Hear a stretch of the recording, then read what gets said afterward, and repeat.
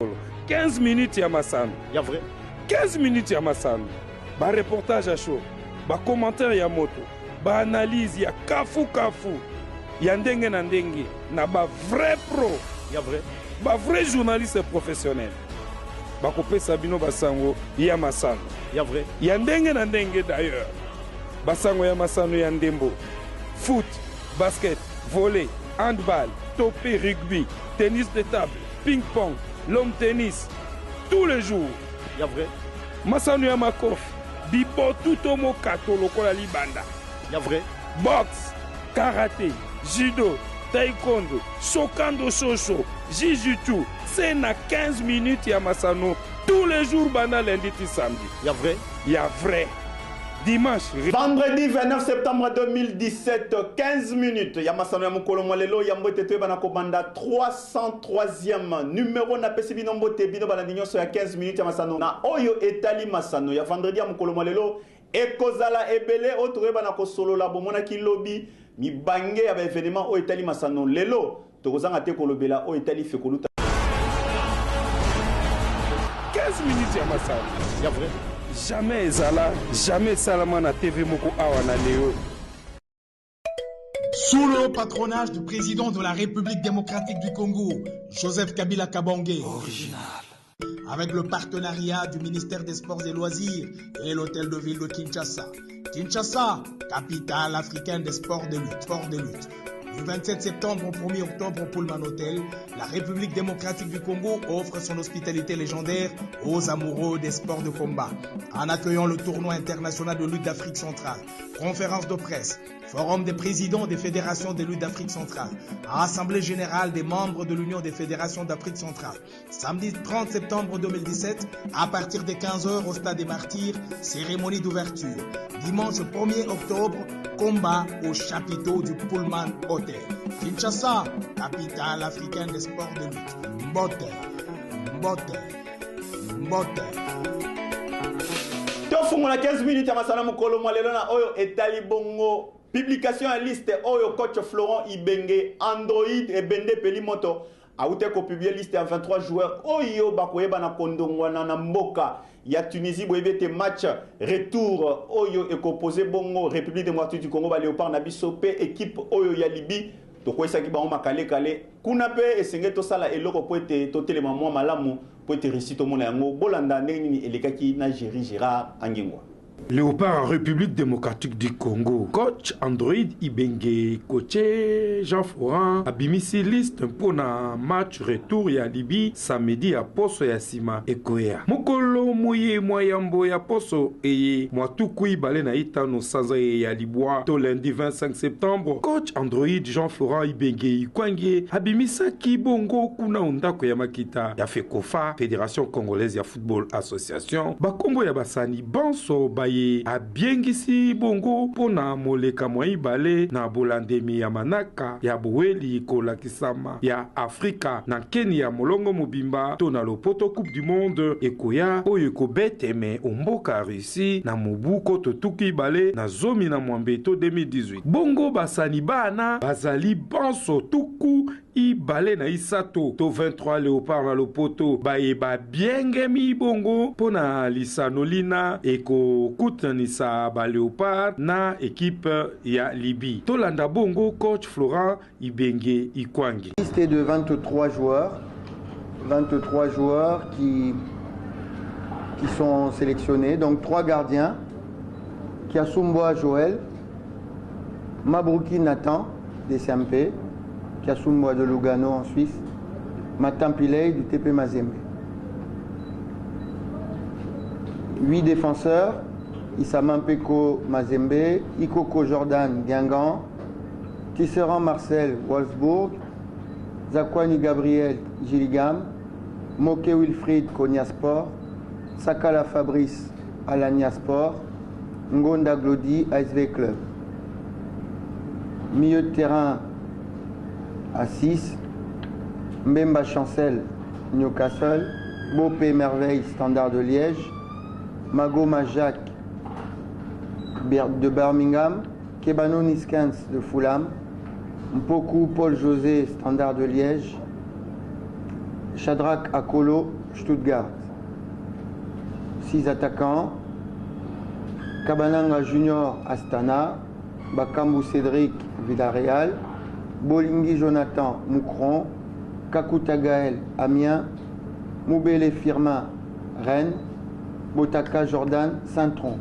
J'ai oublié un défenseur central, Louis Ndama, Christian. Nabolandi bongo ba kombo ya ba Léopard ba bienge mimbala tokoki komono kombo ya moko wa basani aingeli mbala ya yambo omotango mwa Jean-Florent Ibenge Ikwange ezali bongo mosani na kombo Mabruki Nathan Moyambi to gardien de but ya DSMP Imana oyo akoti okati ya baninga bayeba bale ya kala ya Sumbwa Joël mosani na poto na Lugano na mpe matampi vumile ya tout puissant Azembanglebert. C'est au Bolandemi Abasani ba Jean-Florent Ibenge Ikwange oyo a bengi bango pona bokutani na libi mokolo mwa poso mokolo mwa sambu sanza ya zomi ekoya tomoni pe lisusu basani babale baye bazalaka te mbala oyo eleki obokutani mbala ibale na Tunisie ezali bongo Luinda Manekadio Christian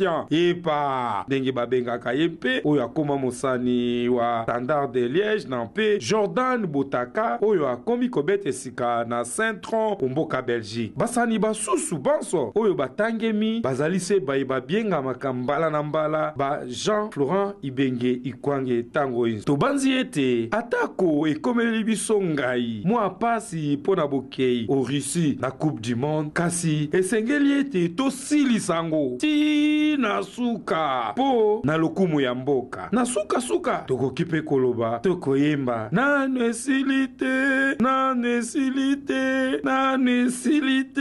bondimi eza tolobela sikoyo bolandaki mukolo malobi ndenge tolakisaki bino bandeko na biso bakongole oyo bazali 7 désigné kuna na commission ya CAF esali esengo ya kosangana te kaka ndenge tolobaki totiaki ka na wabiso mopanzisango Maze Marceline Mwakumanya oyo biso tobengaka ye force azwi sikoyo ebongana kuna ya expert media bolanda ndenge nini tosalaki eloko oyo pona ye pe ba oyo nyonso babimi mokakoso pona bino na bambula oyo bokosala sima ya kozala na moko okati ya Confédération africaine de football CAF na bokuse mwana mboka président Constant Omar Selemani mokambi ya Fédération congolaise de football association Fekofa na bokuse deuxième vice-président na CAF esepelisaki bango bamona misala makasi pe kitoko oyo bana mboka République démocratique du Congo basali bazwa pe esika okati na bango na CAF lokola engambe mwasi oyo na bolingo ya mosala pe mayele ya mosala yango Marceline Mwakumanya Maze journaliste de formation, rédactrice en chef na service info na antenne A, présentatrice ya émission Sportissimo, plus de 20 ans na milieu sportif. Azalaka officier média ya football féminin, pe moko ya ba membre okati ya direction ya communication ya Fekofa. Na mo ya lelo, bakambi ya Confédération africaine ya football CAF na bokuse, ba moni misala asali kitoko po batia ye lokola expert média CAF, Marceline Mwakumanya Maze azanga kite kolakisa esengo na ye. Boyokai.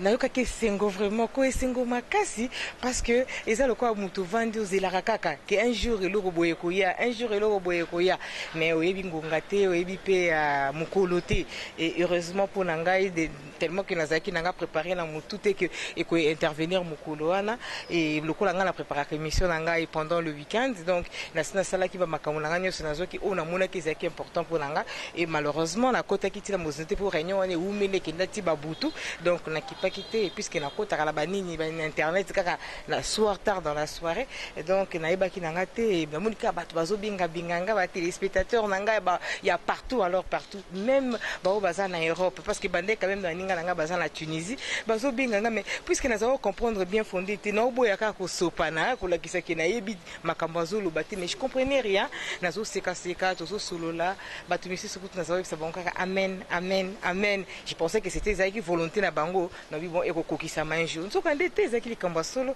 président Fekofa nde eko confirmer ngango na ba 10h ya lundi pour ebisanga blanga ki oh mais ti sikoyo aucune réaction de toi ça veut dire quoi bah tu puis en plus de cela yo moko qui peut tendre militaire ba téléspectateurs nanga ba pesenga trouble coup na komo sambela binzambe nanga ayo kata lo sambola bango salanga grâce nzoka ndi likambo zaki nango déjà effectif donc esengo le kaki nga baninga nga nyoso bazaki nanga na bureau mukolo wana bamona ke esengo nanga et je crois que esengo wana eko baluka eko se transformer na musala avec bien sûr concours baninga nanga nyoso so ba soutenir nga bango pelobi ba koya parce que mutu na mutu azana ngonga na azana tana nga na zeli 20 ans après pour nakinde kuna ba misusu bakotaka 10 ans seulement après ba misusu kutu 4 ans seulement après bakoti donc nga na zeli 20 ans nga na koti oya koya sima nga peut-être osala ka 2 mois mo na koti après mulobi ozala ka bongo donc eza tour à tour la roue tourne quoi les engage je crois que c'est pour la presse mobimba tikato ebisabino ete na Congo démocratique baponi bango bazali 7 lokola coordonnateur ya ba Léopard pe vice-président na Fekofa mwana mboka Théobald Binamungu azali bongo na commission des finances vice-président Jean-Didier Massamba ye azali bongo na commission d'organisation ya CAF président ya tout puissant Mazembe Badiangwenda Moïse Katumbi Chapwe ye azali bongo na commission d'organisation des compétitions interclubs et gestion des licences Nganga Mayele Oyo vice-président na Fekofa Roger Bobo Bondembe Bokanyanga ye azali bongo na commission d'organisation des coupes d'Afrique des nations de jeunes U17 U20 P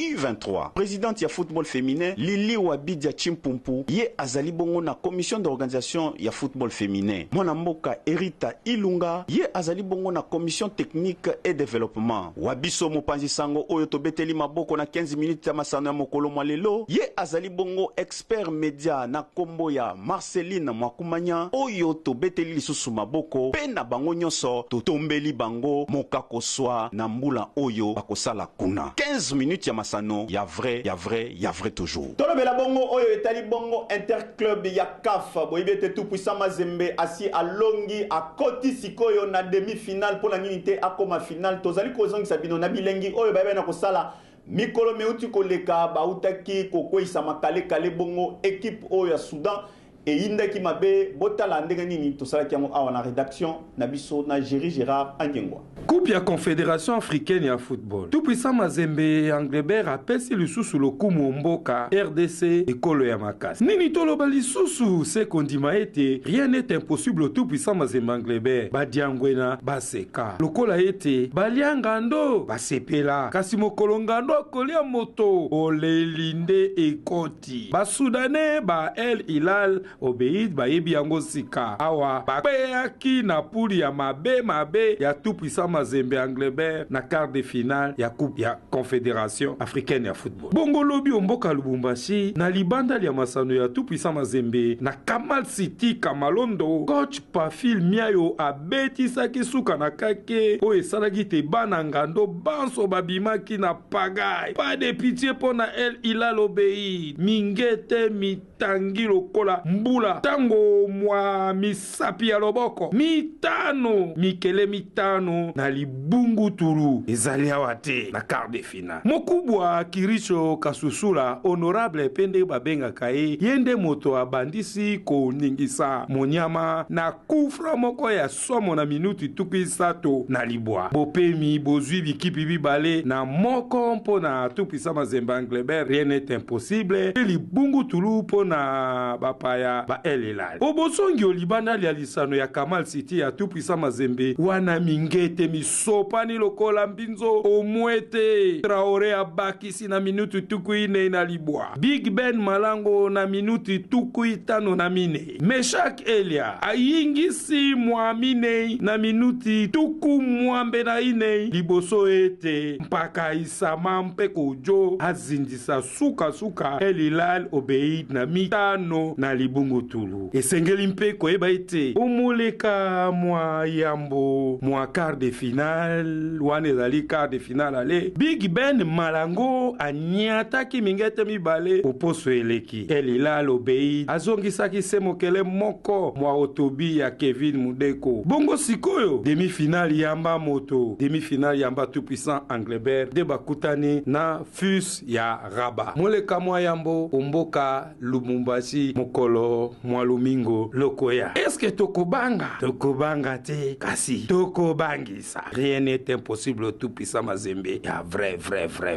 lisolo ekoinda mabena Aisha Ndau akozala nde lobby na yemoko yenani AG adjoint ya Stade Martyr président ya MK na kombo ya Max Mokei alobelaki oyo etali na foot masolo ebele oyo etali ndembo bapanzaki nteke na Aisha Ndau ngai na bino tokabwani na kombo ya bandeko nyonso oyo bazalaki na biso tokokuni na si jerigera yangewa mokambi yango nde tokutani mokolo na lobi.